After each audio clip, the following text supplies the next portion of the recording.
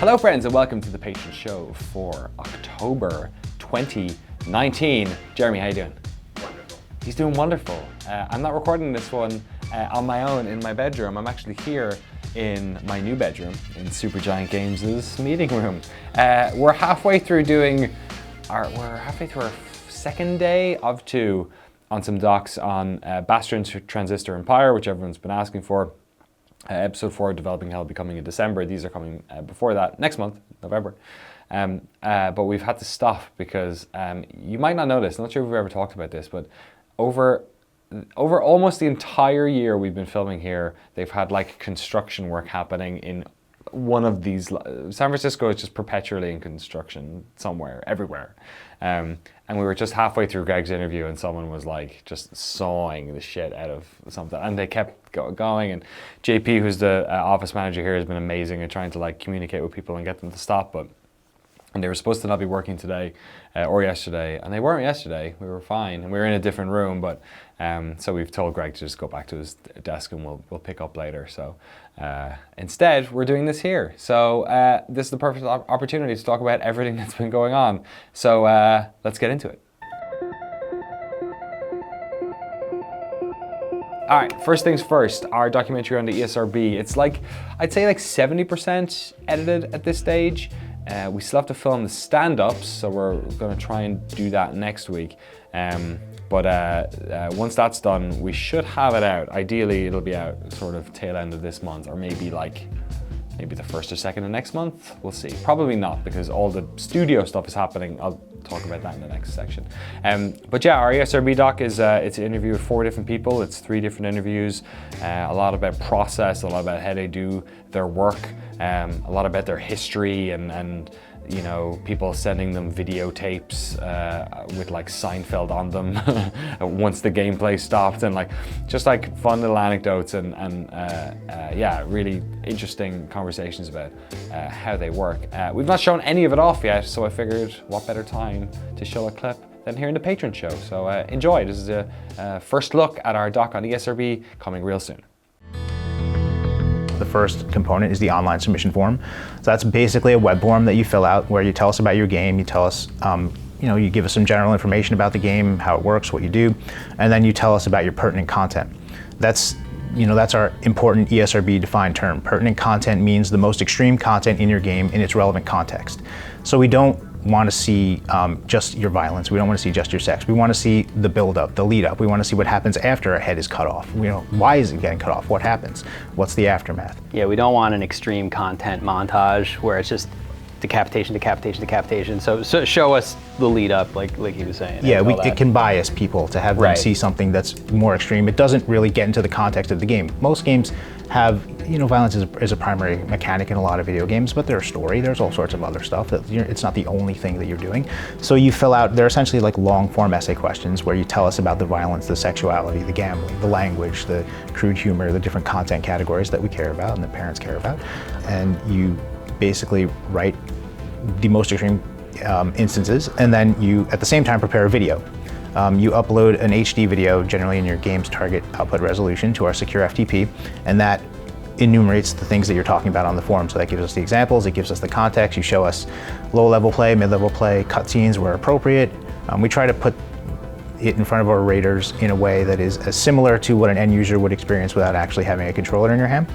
So you upload that to us, you agree to our terms and conditions, which says what you can and can't do with the rating, you pay a fee. Then that comes in to my staff. My staff goes through everything, works with the publishers to make sure that it's appropriate, that it's how we would expect it, that it does a service to your game, that you're not sending us an extreme content montage. As we said, we polish it up, and then it goes in front of our raters. All right, next up, the studio. So, the paperwork has been signed, or like docu-signed, because no one signs anything these days anymore. You just go on a website and click a button and it makes a fake signature for you. How is construction, see? I almost feel better. If we had done this whole thing and they didn't do any construction, I was just thinking the exact it would have been so annoying. So thank you, appreciate it. So the crazy futuristic world we live in, I have docu-signed my life away for our lives away for the next year at least. We have our studio. We have a studio. It is a 1,200 square foot, like space in a shared building with a bunch of other companies. It's mostly one big open plan room, but then there's a separate room off to the side, which we're going to be turning into the podcast studio. And now I can sort of talk about it a bit more openly because it's actually done. So we're getting it November 1st. That's when the lease is signed for.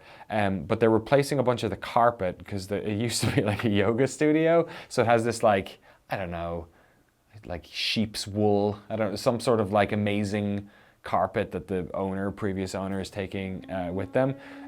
So we're getting carpet put in. We were going to have the whole thing painted, but we've actually decided not to because it was going to cost a bunch, and also it would be longer before we could get in, and we don't really know what color we want the walls or which walls need to be painted or all that sort of stuff. So it's kind of a sickly yellow at the moment. So I think we'll be painting pretty soon, but I wanted to get in as quickly as possible.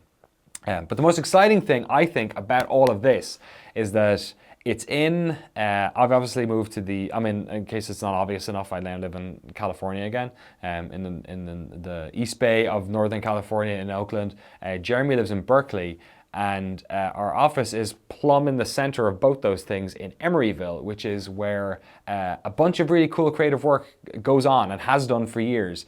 And the reason I'm excited about it is sort of two parts. It's kind of the past and also the present. We're just down the road from Pixar. The Pixar lot, as it were, is like, I think, a block south of us. And then we're also like around the corner from the old Maxis building. So where SimCity and Will Wright and all that sort of stuff was made, Spore and The Sims, like before EA took it over, and a lot of that stuff got shifted down to the South Bay. That old building, that old red brick building, is just around the corner from us as well. So we're kind of steeped in like creative history.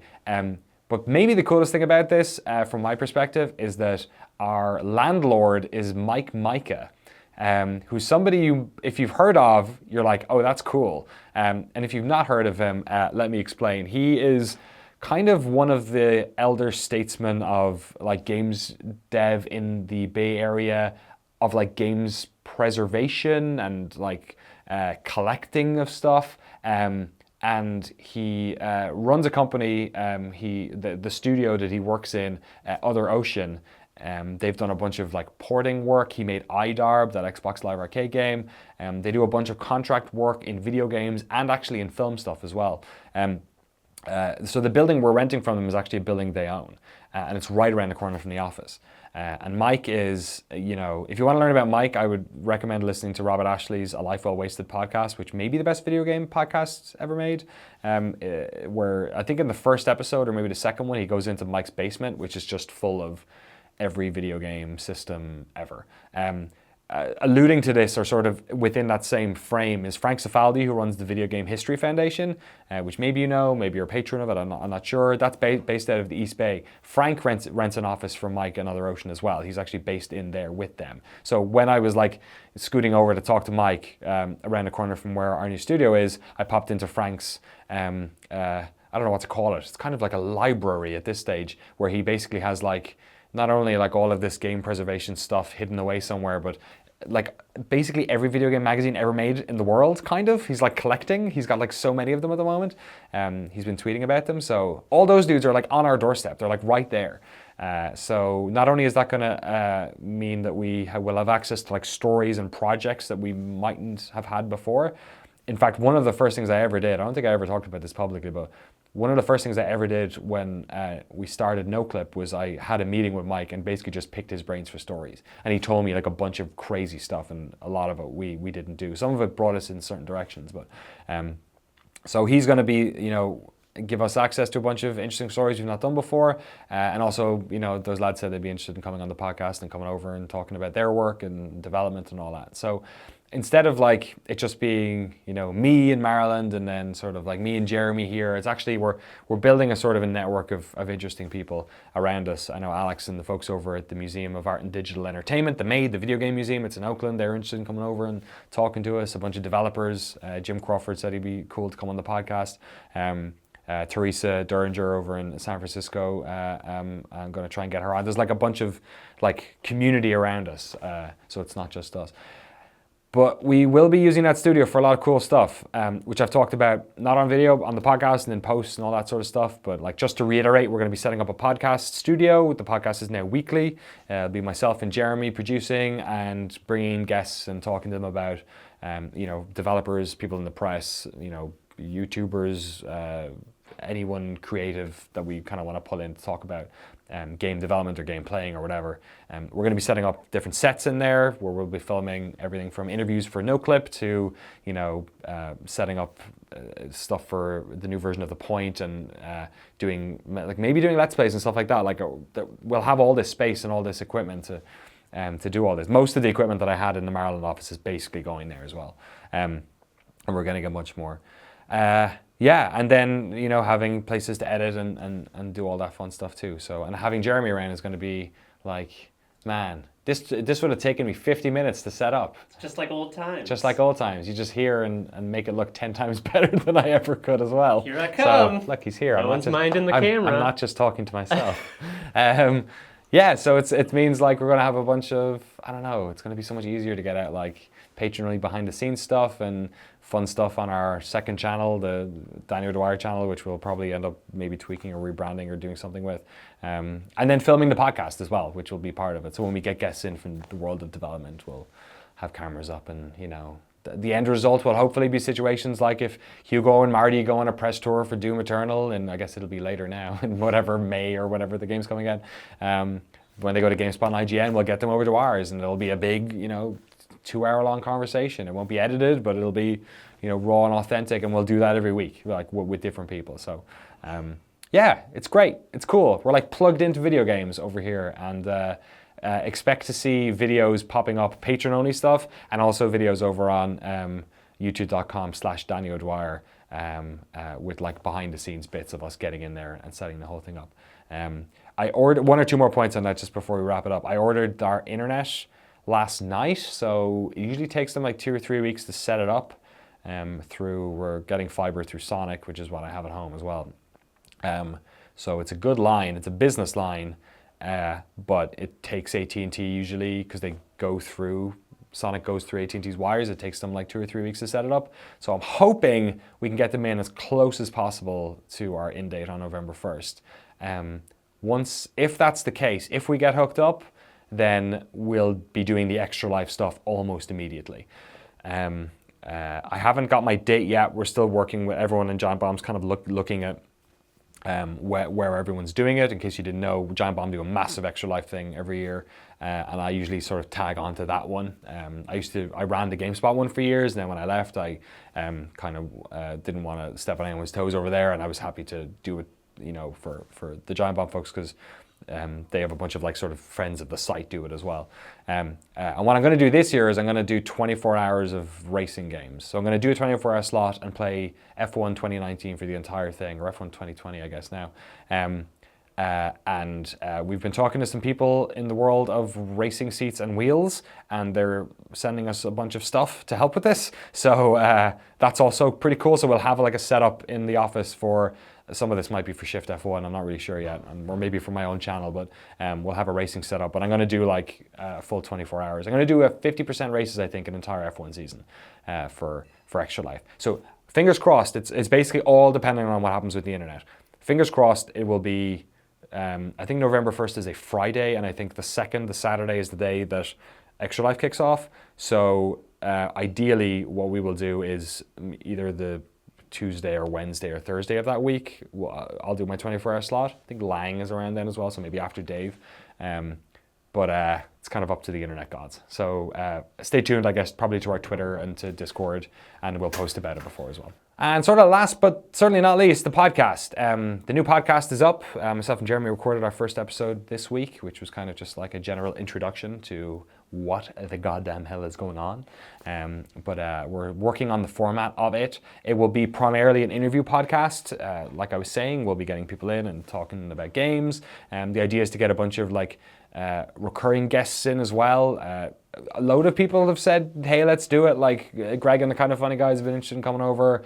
Jeff Green has been interested in going on, so maybe he'll be like a recurring face. I know a lot of my friends in the world of games coverage would be interested.